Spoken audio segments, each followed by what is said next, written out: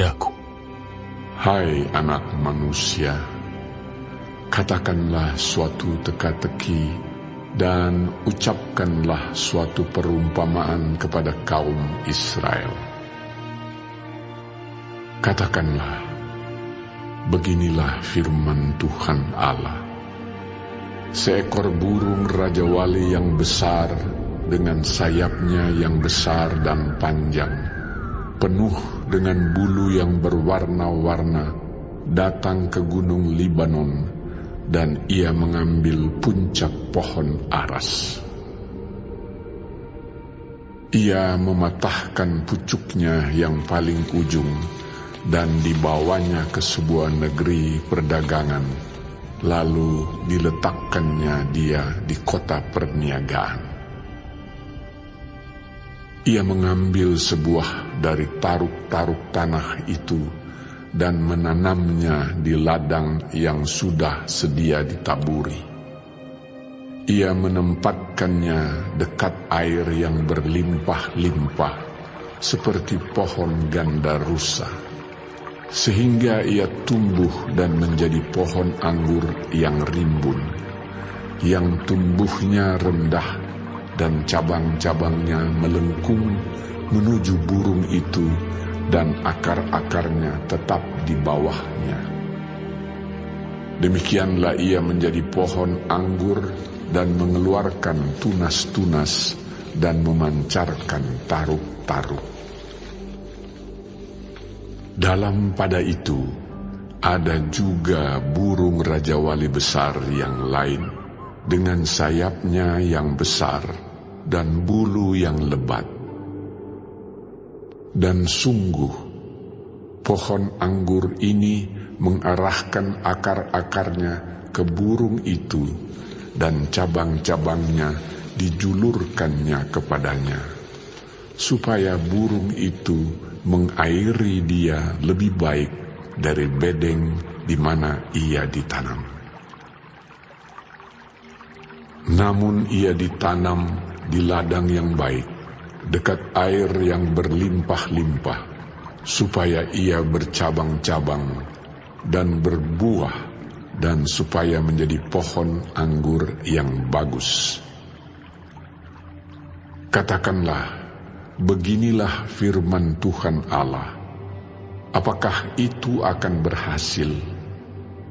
Apakah orang tidak akan mencabut akar-akarnya dan menyentakkan buahnya, sehingga semua ulamnya yang baru menjadi kering? Tidak usah tangan yang kuat dan banyak orang untuk mencabut dia dengan akar-akarnya. Lihat, ia memang ditanam, tetapi apakah ia akan memberi hasil? Apakah ia tidak akan layu kering kalau ditimpa angin timur? Ia akan layu kering di bedeng tempat tumbuhnya itu. Maka datanglah firman Tuhan kepadaku. Katakanlah kepada kaum pemberontak, tidakkah kamu mengetahui apa artinya ini? Katakan, lihat, Raja Babel datang ke Yerusalem, dan ia mengambil rajanya dan pemuka-pemukanya, dan membawa mereka ke Babel baginya. Lalu ia mengambil seorang yang berasal dari keturunan raja dan mengadakan perjanjian dengan dia sambil menyuruh dia bersumpah. Ia mengambil juga orang-orang berkuasa negeri itu, supaya kerajaan itu menjadi lemah dan jangan memberontak lagi, juga supaya memegang teguh perjanjian itu, dan dengan demikian tetap ada. Tetapi orang itu memberontak kepadanya dengan menyuruh utusannya ke Mesir, supaya ia diberi kuda dan tentara yang besar. Apakah ia akan berhasil? Apakah orang yang berbuat demikian dapat luput? Apakah orang yang mengingkari perjanjian dapat luput? Demi Aku yang hidup, demikianlah firman Tuhan Allah, ia pasti mati di Babel, di tempat raja yang mengangkatnya menjadi raja. Karena ia memandang ringan kepada sumpah yang dimintakan raja itu daripadanya, dan mengingkari perjanjian raja itu dengan dia.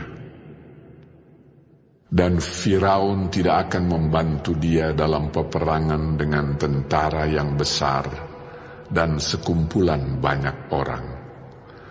Pada waktu tembok pengepungan ditimbun dan benteng pengepungan didirikan untuk melenyapkan banyak orang.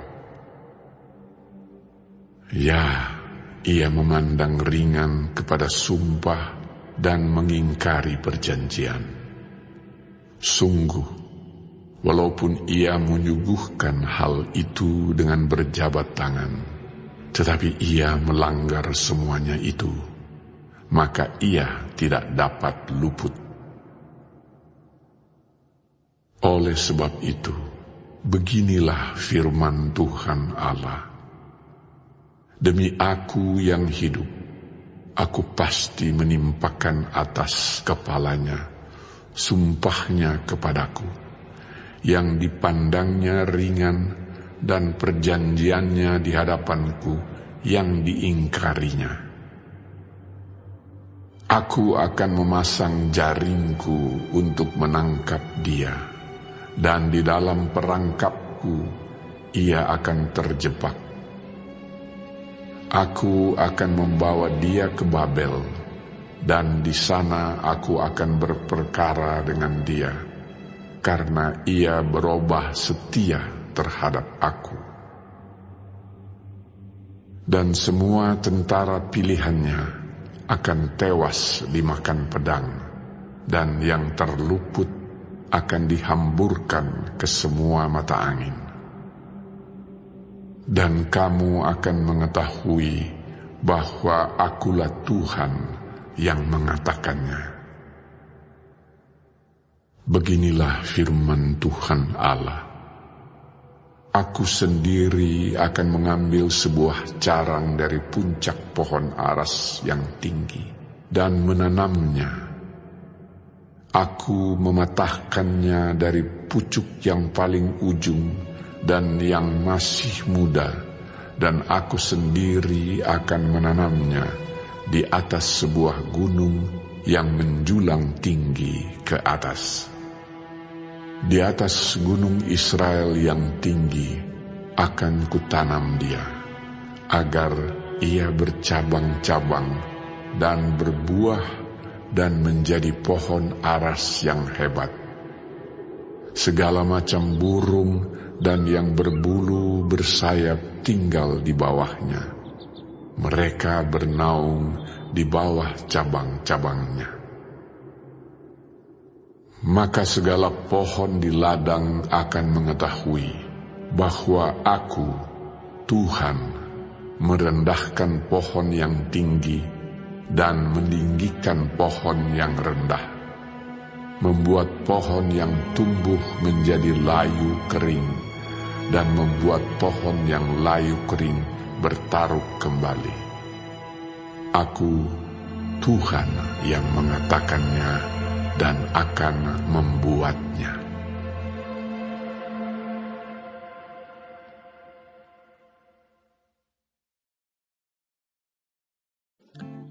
Shalom semua jemaat Tuhan, kembali kita di dalam pendalaman Alkitab Clearside. Sekarang kita sudah memasuki kitab Yehezkiel 17. Tuhan Yesus memberkati. Zedekia dilantik untuk menggantikan Yoyakin untuk menjadi raja atas Yerusalem. Ternyata Zedekia ingkar janji dan bermain mata dengan Firaun dari Mesir. Akibatnya Babel datang dan menyerang Yerusalem. Zedekia akan ditangkap dan ditawan ke Babel, sedangkan Firaun tidak dapat menolongnya. Penjelasan yang lebih menarik dan penting adalah yang secara teologis di ayat 19 sampai 21. Di mata Tuhan, Zedekia juga adalah seorang yang ingkar janji. Sebagai raja Israel, dia bersama rakyatnya terikat dengan perjanjian Sinai. Seharusnya ia patuh pada Tuhan, memimpin umat Tuhan setia kepada Tuhan. Akibat dari ketidaktaatannya, maka Tuhan sendiri yang menjadi lawannya, dan mereka kalah di dalam perang melawan Babel. Di dalam ayat 22, simbol Raja Wali bukan menunjuk kepada Nebukadnezar, melainkan Tuhan sendiri. Tuhan sendiri yang akan membangunkan kembali umatnya, tetapi bukan lagi dengan kepemimpinan manusia yang terbatas dan penuh kelemahan, melainkan dengan sosok Mesias yang pemerintahannya bersifat universal.